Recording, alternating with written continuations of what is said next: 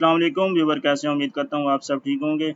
आज की वीडियो में हम एक्सेल के बारे में सीखेंगे। एक्सेल क्या चीज़ है और एक्सेल का इंट्रोडक्शन हम आज देखेंगे। और इस आपने अगर एक्सेल जो है उस पे काम करना है, उसको सीखना है, तो मेरी वीडियो को आपने कंप्लीट देखना है। इसको स्टेप बाय स्टेप आपको एक्सेल के बारे में बताऊंगा कि किस तरह इस पे काम किया जाता है, ये किस मकसद के लिए इस्तेमाल होता है MS एक्सेल, और इस पे आप किस तरह जो है आसानी से काम कर सकते हैं। तो वीडियो शुरू करने से पहले आपसे रिक्वेस्ट है कि आप अगर मेरे चैनल पर न्यू हैं तो मेरे चैनल को सब्सक्राइब कर लें और बेल आइकन को प्रेस कर लें ताकि इस तरह की इंफॉर्मेटिव वीडियो आपको मिलती रहे। तो चलें वीडियो की तरफ चलते हैं। एक्सेल आपने ओपन करना है, आपने नीचे स्टार्ट का बटन होगा, स्टार्ट पे चले जाना है। स्टार्ट में यहाँ पे आपने सर्च कर लेना है एक्सेल। अगर आपके पास MS ऑफिस सॉफ्टवेयर इंस्टॉल नहीं है तो उसको पहले आपने इंस्टॉल कर लेना है। इंस्टॉल करने के बाद आपने ये नीचे स्टार्ट के बटन पे आके यहाँ पे सर्च कर लेना है एक्सेल, और एक्सेल आपके पास आ जाएगा। इस पे आपने राइट क्लिक करके इसे ओपन कर लेना है या डबल क्लिक करके इसे ओपन करना है। ओपन जैसे करेंगे आपके पास यहाँ पे ये डैशबोर्ड शो हो जाएगा। यहाँ पे ये डैश में जो आपने रीसेंट फाइल ओपन की होंगी वो आपके पास आ रही होंगी। उसके बाद ये सामने आपका ब्लैंक वर्कबुक है। यहाँ पे आप जो है वो न्यू काम करना कुछ चाह रहे हैं तो आप ब्लैंक वर्कबुक इस यहाँ से आपने ओपन करना है। उसके बाद में कुछ सैंपल बने हुए हैं, तो वो सैंपल भी आप यहाँ से चूज़ कर सकते हैं कि कौन सा आपने सैंपल यूज़ करना है। तो अगर आपने न्यू कोई वर्क करना है तो आप सिंपल यहाँ पे ब्लैंक वर्क बुक ओपन कर लेंगे। जैसे ही ब्लैंक वर्क ओपन करेंगे तो आपके पास ये डैशबोर्ड इस तरह का कुछ शो हो जाएगा। आपने यहाँ से देख लेना है, ये इसका फाइल ऑप्शन में आप कोई भी न्यू डॉक्यूमेंट बना सकते हैं, ओपन कर सकते हैं। ठीक है, न्यू में वही जो मैंने आपको बता दिया है कि वर्क ब्लैंक बुक और कुछ सैंपल बने हैं। उसके बाद कोई अगर फाइल आपके पास पहले से सेव है और माई कंप्यूटर में किसी फ़ोल्डर में पड़ी हुई है तो वहाँ वहाँ से आप ओपन कर सकते हैं। और ये इसमें अगर आप काम करेंगे और फाइल को सेव करना चाह रहे हैं तो सेव के ऑप्शन से आपने इसको सेव करना है, और प्रिंट का ऑप्शन है, शेयर कर सकते हैं, एक्सपोर्ट का ऑप्शन है। उसके बाद यहाँ से क्लोज भी कर सकते हैं। तो ये फाइल के ऑप्शन में। उसके बाद होम का बटन है। होम के बटन में आपको ये सारी चीज़ें कॉपी पेस्ट का फॉर्मेट, और इस टेक्स्ट जो हम यहाँ पे कुछ भी टेक्स्ट लिखते हैं तो उसको हम लिखने के बाद आपने यहाँ पर इसको साइड पे क्लिक करेंगे तो ये आपके जो है ये ब्लिंक ओपन हो जाएंगे। अगर आप यहाँ पे लिख रहे होंगे तो उस टाइम ये देखें आपका ये ब्लिंक ख़त्म हो जाएगी इसको, क्योंकि आप चेंज नहीं कर सकेंगे। यहाँ पे क्लिक करेंगे, उसके बाद अगर चेंजिंग करनी इसके ऊपर क्लिक करें और ये चीज़ें आपको कर सकते हैं। तो होम के बटन में ये सारी चीज़ें, इसका जो साइज़ है वो कर सकते हैं, स्टाइल कर सकते हैं, इसको बोल्ड कर सकते हैं हम, अटैलिक करना है तो यहाँ से, और अंडरलाइन करना है तो यहाँ पे अंडरलाइन हम कर सकते हैं। इसी तरह अगर कोई कलर देना है तो ये शेड वगैरह है। टेक्स्ट को अगर कलर देना है तो वो अपर केस लोअर केस में लिखना है तो वो भी यहाँ से, इसको साइज़ को इंक्रीज़ करना है डिक्रीज़ करना है तो वो भी यहाँ से भी ये जो बटन बने हुए यहाँ से कर सकते हैं। उसके बाद ये मर्ज वाला सेंटर, ये सारे ऑप्शन तमाम जो है वो कंप्लीट कोर्स में आप देखेंगे नेक्स्ट वीडियो में, और फ़िलहाल जो है इंट्रोडक्शन में दे रहा हूँ। असल में एक्सेल जो है वो, एक्सेल को वर्कशीट कहा जाता है।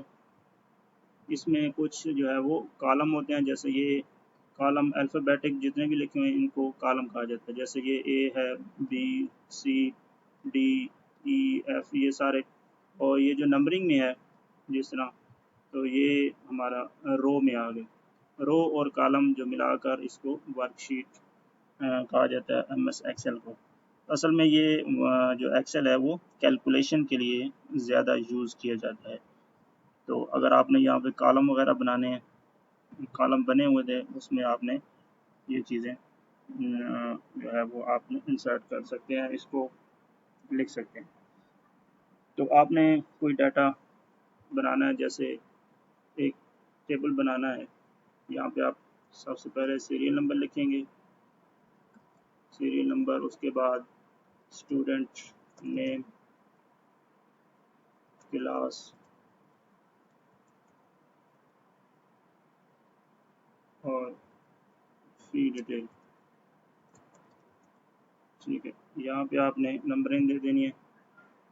नंबर देने के लिए भी 1 2 लिखेंगे। उसके बाद आपने क्या करना है, यहाँ से इसको सिलेक्ट करके जितने भी आपने नंबर देने हैं यहाँ से इसको, जैसे ये आप देखें इसको मैंने सिलेक्ट किया।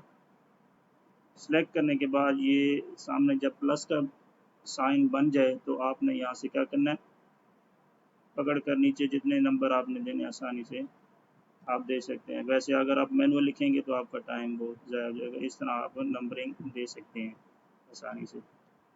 उसके बाद आपने स्टूडेंट नेम जो है वो, सॉरी स्टूडेंट, अगर ये लिखा हुआ है और इसको आपने दोबारा एडिट करना है तो इसमें सिंपल डबल क्लिक करें।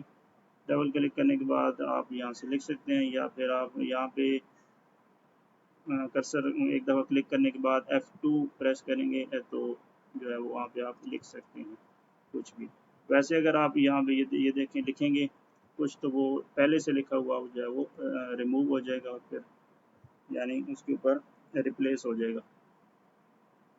तो आपने इस तरह जो है वो उसको एडिट करना है, लिखना है।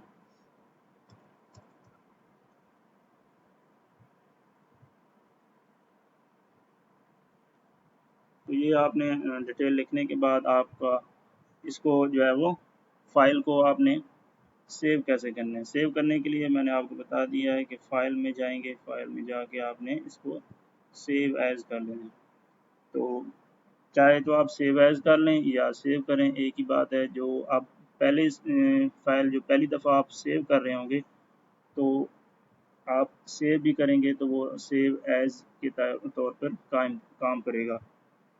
सेव का मतलब ये है कि आप जो है वो उसको, जो आपने इसमें फ़ाइल में चेंजिंग की होगी उसको उसी फ़ाइल जिस नेम से आपने पहले सेव की है उसी में आप सेव कर रहे हैं। और अगर सेव एज़ कर रहे हैं तो सेव एज़ का मतलब यह है कि जो पहले से फ़ाइल आपकी सेव है उसके अलावा दूसरी जो इसकी डुप्लिकेट फ़ाइल सेव कर रहे हैं वो सेव एज़ से आप करेंगे। मतलब पहले से जो सेव है और दूसरी किसी और जगह पे आप दोबारा और भी सेव करना चाह रहे हैं इसमें एडिटिंग करके, तो वो सेव एज़ आप करेंगे। जब पहली दफ़ा फ़ाइल आप बनाएंगे तो वो आप सेव एज़ करें या सेव करें एक ही मतलब है। तो आपने इसको सिंपल सेव कर देना है और इसको मैं डेस्कटॉप पे रख लेता हूँ। डेस्कटॉप पे रखने के बाद इसका आपने नेम रख देना है। आप चाह रहे हैं कि नहीं डेस्कटॉप पे नहीं किसी फ़ोल्डर में रखना चाह रहे हैं तो आप यहाँ से फ़ोल्डर और ड्राइव सेलेक्ट करके फ़ोल्डर न्यू बना सकते हैं। न्यू बनाना चाह रहे हैं तो न्यू से आप न्यू बना लें और उसमें जो भी नाम रखना चाह रहे हैं उसको आपने नेम रख देना है। आपने इसको सेव कर देना है तो आपकी ये फ़ाइल सेव हो जाएगी। तो आप इसको क्लोज़ कर दें तो आपका जो है वो नुकसान नहीं होगा, आपका फ़ाइल जो है वो सेव पड़ी होगी। इसको दोबारा आप ओपन करके इसमें आप एडिटिंग करना चाह रहे हैं तो आप इसमें कर सकते हैं। ठीक है, ये अब मैंने जो है वो इसमें चेंजिंग की है। चेंजिंग करने के बाद इसको दोबारा आपने सेव कर लेना है ताकि जो आपने चेंजिंग की है वो आपकी जो है वो सेव हो जाए। उसके बाद ये आपका इंसर्ट का बटन है। इंसर्ट के बटन से आपने कोई भी चीज़ यहाँ पे आपने इंसर्ट करनी है तो वो आप इस ऑप्शन से इंसर्ट करेंगे। उसके बाद पेज लेआउट है, ये पेज लेआउट जो आपका जो व्यू शो हो रहा है तो वो आपका यहाँ से इसमें आपने साइज़ वगैरह ओरिएंटेशन मार्जिन वगैरह ये यहाँ से आपने सेट करना है। उसके बाद फार्मूला है, फार्मूले जो है वो आपने लगाने हैं तो वो इसमें लगा सकते हैं। उसके बाद डाटा का बटन है और डाटा के बटन में भी ये ऑप्शन काफ़ी हैं। ये step by step next video में आपको मैं बताऊंगा कि किस तरह ये सारी चीज़ें यूज़ करनी है। रिव्यू का बटन है और रिव्यू के बटन में भी काफ़ी सारे ऑप्शन है। उसके बाद व्यू है, व्यू में भी आप किस तरह इसको देखना है। तो ये उम्मीद करता हूँ आज की वीडियो में हम इतना काफ़ी है। तो फाइल सेव किस तरह करनी है, न्यू किस तरह बनानी है और उसमें कुछ डाटा जो इंसर्ट करना है वो किस तरह करना है आज हमने देखा है। नेक्स्ट वीडियो में हम मज़ीद इसको आगे देखेंगे। तो उम्मीद करता हूँ आज की वीडियो आपको पसंद आई होगी। वीडियो पसंद आई है तो इसे लाइक और शेयर कर दें। चैनल पर न्यू है तो मेरे चैनल को सब्सक्राइब कर लें, बेल आइकन को प्रेस कर लें ताकि इस तरह की इंफॉर्मेटिव वीडियो आपको मिलती रहे। कमेंट सेक्शन में आप अपनी सजेशन क्वेश्चन वगैरह पूछ सकते हैं। Thank you.